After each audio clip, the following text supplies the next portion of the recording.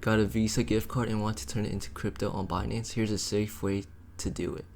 Make sure you watch this video to the end so you don't miss any important steps, and let's get straight into it. First, understand this.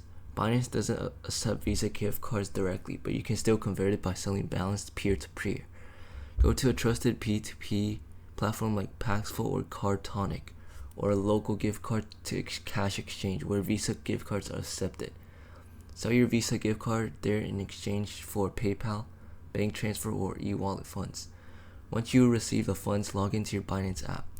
On Binance, tap P2P from the homepage, select buy, and choose USDT, and filter by the payment method you received, like PayPal or your bank.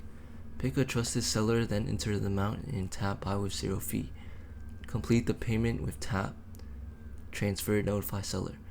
Once confirmed, your USDT will appear in your funding wallet. And that's it. That's how you turn a Visa gift card into crypto using Binance. Just be sure to use trusted platforms like verified P2P sellers.